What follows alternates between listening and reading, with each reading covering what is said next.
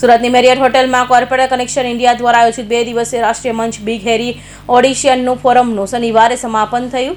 તારીખ 13 અને 14 માર્ચમાં યોજાયેલા સફળ કાર્યક્રમમાં દેશભરના સફળ ઉદ્યોગપતિ, સ્થાપકો અને બિઝનેસ લીડર્સ એકત્ર થયા અને નેતૃત્વ, ઉદ્યોગ સાક્ષરતા તથા ભવિષ્યના બિઝનેસ મુદ્દાઓ પર વિચારોનું આદાન પ્રદાન કર્યું. સુરતની મેરિયટ હોટેલમાં કોર્પોરેટ કનેક્શન ઇન્ડિયા કાર્યક્રમ દરમિયાન બોલિવૂડ અભિનેતા અર્જુન કપૂર અને કેન્દ્રીય જળશક્તિ મંત્રી સી.આર. પાટીલને પણ પોતાનો અનુભવ અને વિચારો રજૂ કર્યા હતા. બંને વક્તાઓએ જુદા જુદા વિષયો પર પ્રેરણાદાયક સંદેશા આપ્યા હતા. અર્જુન કપૂરે લોકો સાથે ભાવનાત્મક જોડાણને સફળતાની ચાવી ગણાવી છે, જ્યારે સી.આર. પાટીલે પાણી બચાવવું ભવિષ્ય માટે અત્યંત જરૂરી હોવાનું જણાવ્યું હતું. અર્જુન કપૂરે પોતાનો અનુભવ શેર કરતા કહ્યું કે કોઈ પણ કલાકાર માટે તેની સાચી શક્તિ તેના ચાહકો સાથે બનતું ભાવનાત્મક જોડાણ છે. એમણે ઉદાહરણ આપતા જણાવ્યું કે તે જે દિવસે સુરત રેલવે સ્ટેશન પર તેમણે કેટલાક બાળકો સાથે ફોટા પાડ્યા અને લોકો સાથે મુલાકાત કરી.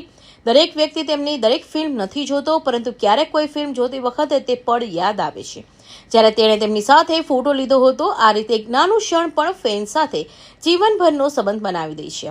દરેક વ્યક્તિ સાથે ફોટો લેવું હંમેશા શક્ય નથી, કારણ કે સમય મર્યાદિત હોય છે. ક્યારેક 10 લોકોને ફોટો આપી શકાય છે, પરંતુ 11મા વ્યક્તિને સમય ન મળે ત્યારે તે વ્યક્તિ નારાજ થઈ શકે છે. આ સ્થિતિ કલાકાર માટે પણ મુશ્કેલ બને છે. मेरा नाम गौरव सिंघवी है. मैं नेशनल डायरेक्टर हूँ corporate connection India Sri Lanka Nepal का. और ये बहुत ही खुशी हो रही है हमको कि सूरत में इस बार हमारा बिग हैरी ऑडिशंस फोरम, जो कि एक इंटरनेशनल प्लेटफॉर्म है, उसका ये यहाँ पे नेशनल कॉन्फ्रेंस होने जा रहा है. इससे पहले की जो कॉन्फ्रेंस थे वो दिल्ली, बॉम्बे, कलकत्ता में हुए थे. और सूरत में क्योंकि हमारे करीबन 120 मेंबर हैं, तो इस बार हमने BF यहाँ पे किया. 300 से ज़्यादा उद्योगपति हिंदुस्तान के दूसरे शहरों से आए हैं और करीबन 5 कंट्रीज से भी डेलीगेट्स यहाँ पे आए हैं. और 2 दिन यहाँ पे जो चर्चा हुई है वो व्यापार को लेकर चर्चा हुई है कि कैसे हम साथ में मिलकर ज़्यादा व्यापार कर सकते हैं. ये सारे उद्योगपति 100-200 करोड़ 500 करोड़ से ऊपर के टर्नओवर वाले उद्योगपति हैं. यही वो लोग हैं जो कि रोजगार भी क्रिएट कर रहे होते हैं, एम्प्लॉयमेंट क्रिएट कर रहे होते हैं, टैक्स दे रहे होते हैं सरकार को, और उसके अलावा ये SME MSMEs के साथ में भी काम कर रहे होते हैं. तो बहुत ज़्यादा चर्चा हुई, पार्टनरशिप्स के ऊपर चर्चा हुई, लार्ज इन्वेस्टमेंट्स के ऊपर चर्चा हुई. और आने वाले समय के अंदर मुझे लगता है कि इस तरह की जो सम्मेलन होते हैं या इस तरह की जो कॉन्फ्रेंसेज होती है, उसके कारण बहुत सारी पार्टनरशिप्स और बहुत सारे एक्सपांशंस एक्सपेक्ट किए जा सकते हैं. और सूरत बहुत अच्छे तरीके से आयोजन किया. ये मैरियट में आयोजन था और बहुत ही जबरदस्त आयोजन रहा. आज गेस्ट में कौन आए थे?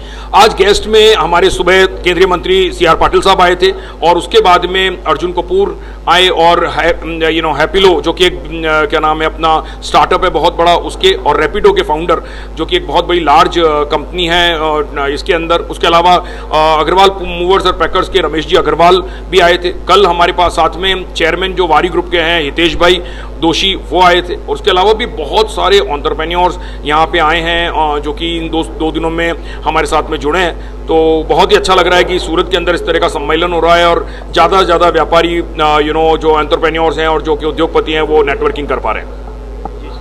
કેન્દ્રીય જળશક્તિ મંત્રી સી.આર. પાટીલે પોતાના સંબંધોમાં જળ સંરક્ષણ પર ભાર મૂક્યો. તેમણે જણાવ્યું કે શહેરોમાં રહેતા લોકો દરરોજ સરેરાશ 135 લીટર પાણી પ્રતિ વ્યક્તિ વાપરે છે. એક પરિવાર વર્ષમાં લગભગ 1.5 થી 2 લાખ લીટર પાણીનો ઉપયોગ કરે છે. તેમણે પ્રશ્ન ઉઠાવ્યો કે જો આજે જ બધું પાણી વાપરી લેવાશે તો આવનારી પેઢીને શું મળશે. તેમણે આ માહિતી આપી કે દેશમાં દર વર્ષે લગભગ 4000 MCM જેટલો વરસાદ પડે છે, જ્યારે જરૂરિયાત લગભગ 1120 MCM જેટલી છે. છતાં પાણીનો સંગ્રહ કરવાની ક્ષમતા માત્ર 750 MCM છે, જેને કારણે ભૂગર્ભ જળનો વધુ ઉપયોગ કરવો પડે છે અને પાણીનો સ્તર નીચો જતો રહે છે. પાટીલે ઉદ્યોગપતિઓને અપીલ કરી કે તેઓ પોતાના ઘર, ઓફિસ અથવા ફેક્ટરી રેન વોટર હાર્વેસ્ટિંગ વ્યવસ્થા જરૂર બનાવે. ઓછા ખર્ચમાં વ્યવસ્થા થઈ શકે છે અને તે જમીનમાં પાણીનું સ્તર વધારવામાં મદદરૂપ બને છે. Bureau report, Hind TV news, Surat.